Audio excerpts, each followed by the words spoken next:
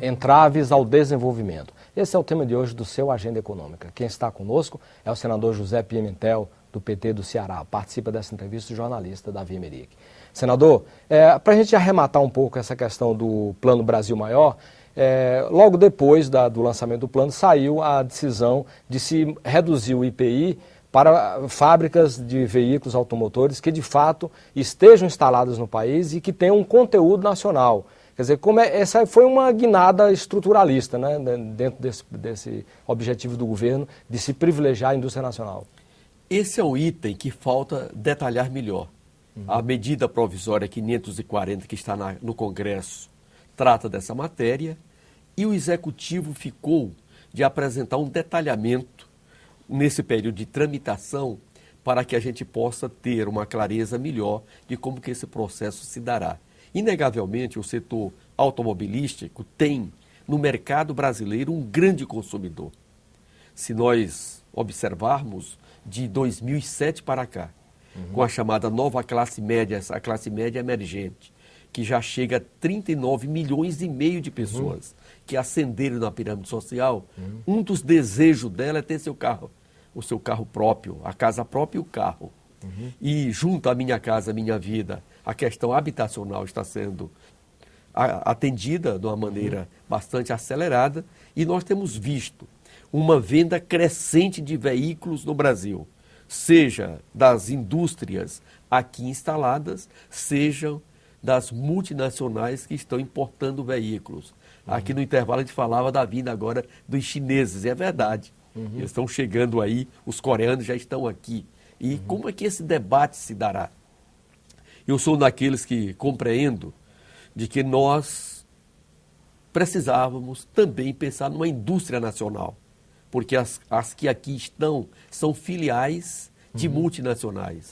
O Ceará já tentou uma com a Troller, né? Já é verdade, nós montamos a Troller e depois a Ford. Tivemos tivemos a FNME, né? A FNM, Fábrica Nacional de Motores. Eu acredito que é chegada a hora do empresariado nacional começar a pensar um mercado crescente, em que tem uma demanda significativa, e a preocupação é a questão da mobilidade urbana. Por exemplo, o nosso estado, o estado do Ceará, está emplacando nesse 2011 algo em torno de 6 mil unidades todo mês.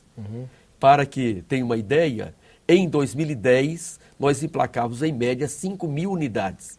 É um crescimento de 20% sobre um ano que foi já extremamente aquecido nesse setor. Isso mede também uma melhora na renda, né? Inegavelmente, melhora a renda, mas ao mesmo tempo vem uma outra demanda, que é a necessidade de espaço para estacionar esses veículos, para que eles possam circular. Como a tradição nossa é de não deixar o carro na garagem e nem no estacionamento, nós deixamos nas ruas. E ao deixar nas ruas, nós ocupamos normalmente 1/3 da via com o carro estacionado. Aquela rua que já está engarrafada, ao deixar o carro estacionado, piora ainda mais. Aqui em Brasília, a gente não sente tanto isso porque as ruas são mais largas, mas já começa o processo de engarrafamento. Logo, logo, nós vamos ter que ter um processo, pelo menos, de não utilizar as ruas como estacionamento, que é uma estupidez.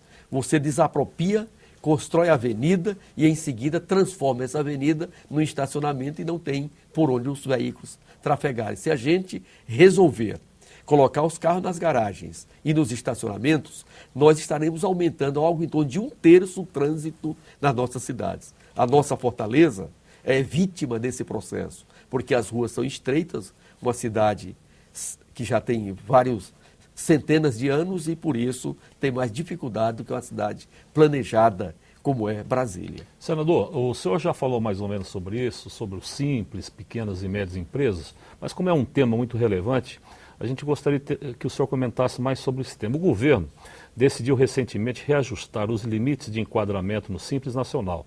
O microempreendedor individual tem seu limite elevado de 36 mil para 60 mil reais, ou seja, um crescimento de 66,6%. A menor faixa de faturamento anual da microempresa, de 120 mil para 180 mil, ou seja, um aumento de 50%. Os níveis intermediários passaram de 1,2 milhão de faturamento anual para 1,8 milhão de reais, crescimento de 50%. E o limite máximo subiu de 2,4 milhões para 3,6 milhões, também um crescimento de 50%. O que representa essa decisão para os 5,3 milhões de micro e pequenos empreendedores brasileiros? Além disso, se a micro e a pequena empresa exportar, ela tem até 3 milhões e 600 mil a mais de faturamento sobre os 3.600 que estão aí, para estimular a exportação da micro. Vai a 7 milhões. Vai a 7.200. 7.200. Para exportação. Portanto, essa decisão em reajustar em 50% as 20 faixas que compõem o Simples Nacional tem como objetivo fortalecer o mercado nacional. E o empreendedor individual, que sai, que era 36 mil, está indo para 40, antes era 48, ela elevou para 60 mil nesse percentual que muito bem você registra. A intenção aqui é trazer para a formalidade um conjunto de empreendedores que até então o Estado vivia de costa para eles. Para ter uma ideia, esse programa do empreendedor individual começou, na verdade, em fevereiro de 2010, quando os estados, junto às suas juntas comerciais e estaduais, resolveram atualizar. Em menos de um ano e meio, estamos chegando a 1.470.000 empreendedores formalizados. E este público, ele quer basicamente 3 coisas. A primeira é ser legal, faz parte da nossa cultura se formalizar. O segundo, ele quer crescer. E para ele poder crescer, só se estiver na formalidade. Porque na informalidade o fisco vai lá e toma toda a sua mercadoria. E se ele tem um ajudante, um empregado, sofre uma ação trabalhista, também consome todo o seu patrimônio. Em segundo lugar, ele quer fidelizar a sua clientela.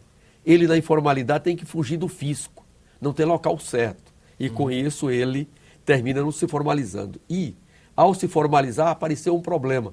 É que eles têm o IPTU, que é o Imposto Predial Territorial Urbano, como pessoas residencial, ao criar a empresa, passa a ser industrial ou comercial ou prestador de serviço. O IPTU vai lá para cima. E nessas mudanças que nós estamos fazendo, nós queremos manter o IPTU, que é o Imposto Territorial do município, como residencial para não ter esse crescimento e dificultando a sua formalização. E ele quer ter também acesso ao crédito. E ele, na informalidade, ou ele fica dependendo do cartão de crédito ou do cheque especial, que a taxa de juros é muito alta. E aqui já tem uma linha de crédito diferenciada e eles têm uma quarta dificuldade, que é a questão da garantia para tomar empréstimo, porque ele não tem patrimônio e muitas vezes fica dependendo do aval de um parente, de um amigo, de um conhecido. E o governo está ampliando o Fundo Garantidor de Crédito. Agora, por todo o mês de setembro, a presidenta Dilma fará o lançamento de uma linha de crédito para fortalecer esse setor. Quando você vai para as micro e pequenas empresas, além de tudo que nós já falamos, ela tem um outro grande olhar, que são as compras governamentais. Aqui tem um espaço muito grande para elas crescerem. O Pacto Federativo, os municípios, os estados e a União compraram em 2010 algo em torno de 350 bilhões de reais. Aí vai do fardamento escolar, da merenda escolar, dos medicamentos para as unidades de saúde. Sim, mas compraram da micro e pequena empresa? Não, a compra geral. Global. E quanto que a micro e pequena empresa participou disso aí? Basicamente, quem tem uma compra direcionada para esse setor é a União. A União comprou 15 bilhões e meio de reais em 2010. Das pequenas? Das micro e pequenas, escrita no Simples. E foi feita toda uma mudança na legislação de licitação. A licitação que é basicamente eletrônica e com isso reduz muito... Pregão, você está falando do pregão. Reduz muito os custos e a oportunidade para eles cresce e este setor, ele tem o direito de fazer a contraproposta. Ou seja, se o preço ofertado por ele for igual ao médio e ao grande, ele tem o direito, em até 48 horas, apresentar uma proposta que possa ser até 10% menor do que este que ganhou a licitação e ele passa a ser o grande beneficiado. esse setor... E se o grande também diminui mais? Não pode. Não pode. O grande... Dado o preço, se o pequeno e médio apresentar 10% menor, ele que leva. Ele que leva. O grande não pode concorrer mais com ele. Não pode mais. É a Lei Complementar 123 de dezembro de 2006. E surgiu um outro problema. Como a União compra em grande quantidade, muitas vezes, individualmente, o micro e o pequeno não consegue atender essa demanda.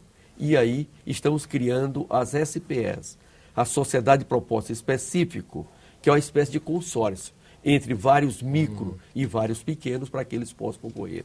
E uma coisa que nos deixou muito preocupado foi a licitação feita pela nossa força, o Exército Brasileiro, em que uma empresa chinesa ganhou a concorrência em face da estupidez que é a lei de licitação a 8.666, lá de 93. E aí, o programa Brasil Maior cria regras diferenciadas para que a empresa nacional possa, numa situação dessa, enfrentar a concorrência internacional. Para nós, é muito mais um valor emblemático do Estado Nacional ver o fardamento do Exército Brasileiro não ser feito por brasileiro. Isso, para nós, como diria, é um choque muito grande. Por isso, o programa Brasil Maior permite que, no caso de concorrência internacional, a empresa brasileira possa ter um diferencial. É a mesma coisa que importar o coco da Bahia, né? O baiano importar coco. Ou a castanha de caju lá do Ceará. A empresa nacional possa ter um diferencial de até 25%. Senador, há uma queixa também generalizada no micro e pequeno empresário sobre a questão da burocracia, o excesso de burocracia no Brasil. Até para abrir o negócio ou para se formalizar, há um impedimento burocrático. Como é que o senhor vê que isso pode melhorar? O Brasil já teve várias tentativas com o Beltrão, de acabar com a burocracia, e sempre não deu em nada isso, né? Se tentou e não se conseguiu ir adiante. Como é que o senhor vê essa questão? Na questão da abertura da empresa já melhorou muito. O grave problema hoje está nas alterações, porque se cobra muitas taxas e principalmente na baixa. Na baixa, por conta da dívida que eventualmente ela possa ter junto ao fisco, seja municipal, estadual e federal, condicionar baixa a liquidação.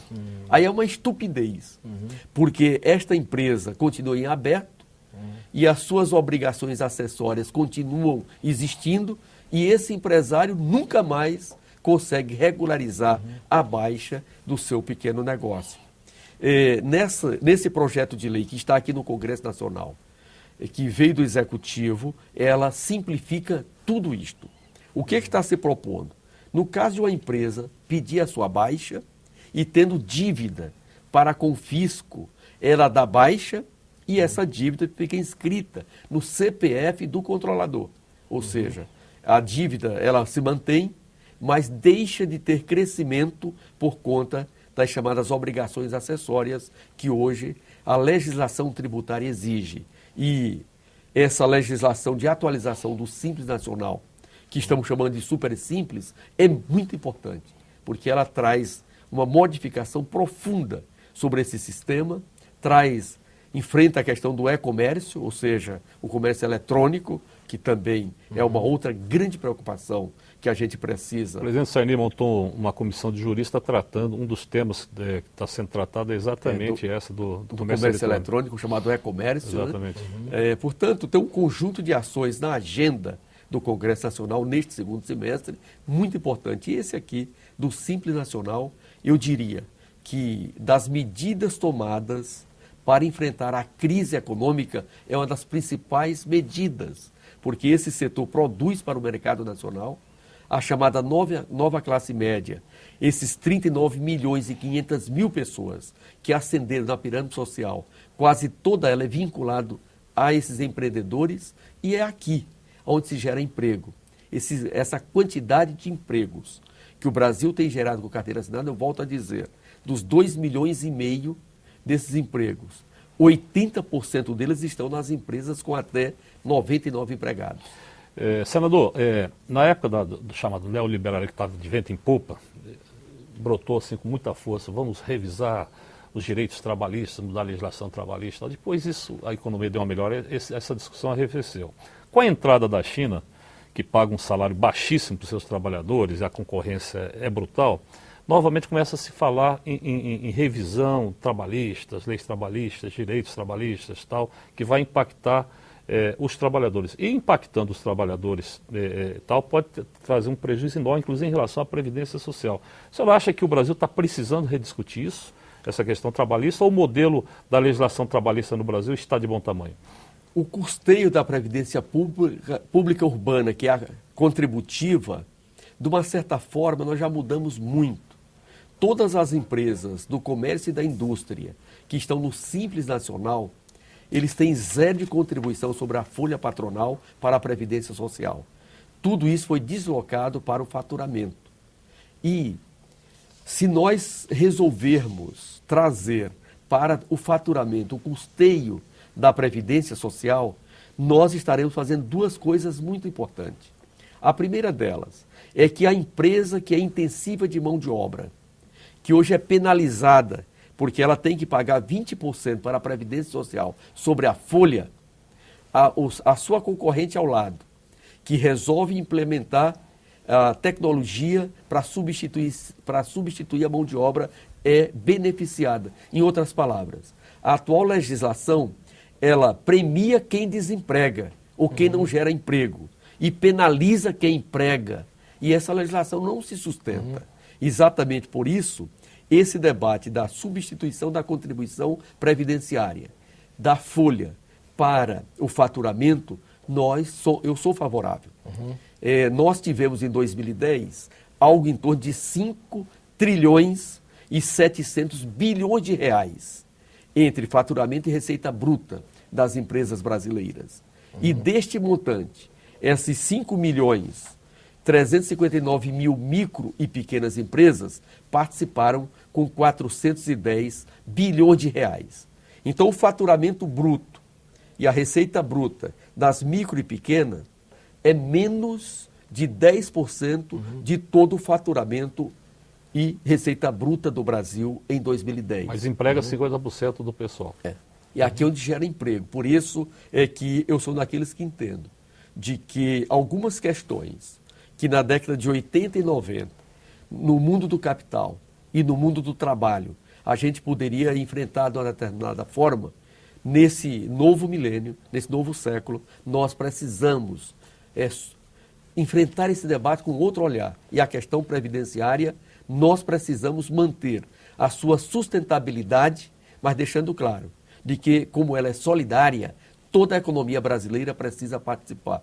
E sobre a folha, nós estamos penalizando quem emprega e premiando quem desemprega. Esse sistema não se sustenta mais. E se mudar do sistema da folha para o faturamento, isso não vai trazer, não vai prejudicar o trabalhador em termos dos benefícios que ele mantém hoje? De forma alguma, porque o custeio patronal, as receitas de 2010, que veio para o custeio da Previdência Pública Urbana, foi algo em torno de 95 bilhões de reais. Se nós fixarmos em 2,5% sobre o faturamento bruto e a receita bruta, é uma receita proporcional e dá essa tranquilidade no custeio da Previdência e permite desonerar integralmente sobre a folha patronal. Fica uma pendência, que é o custeio do Sistema S. O Sistema S hoje, como todos nós sabemos, ele é financiado por toda a sociedade e arrecada 7,2% sobre a folha bruta nacional. As empresas do Simples Nacional, isso já foi resolvido e teríamos que discutir. Vou lembrar que a inflação brasileira é algo em torno do planejamento para ser 4,5% ao ano. Que é o centro da meta. É o centro da meta. Portanto, o custeio do Sistema S é quase o dobro da inflação anual. E isso traz um impacto muito grande nos custos da empresa. Mas esse é um debate que a gente precisa aprofundar. E o Agenda Econômica fica por aqui. Se você tiver críticas ou sugestões ao nosso programa, entre em contato conosco pelo nosso portal www.senado.gov.br/TV. Você poderá também fazer download ou cópia deste e de outros programas da TV Senado. Para se comunicar com o nosso entrevistado de hoje, use o seguinte endereço eletrônico: gabi.josepimentel@senado.gov.br. Nós agradecemos a entrevista que nos foi concedida pelo senador José Pimentel, do PT do Ceará, ex-ministro da Previdência e Assistência Social. Agradecemos também a participação do jornalista Davi Emerick. A você de casa que nos acompanhou, muitíssimo grato pela sua audiência. E até o próximo Agenda Econômica. Até lá.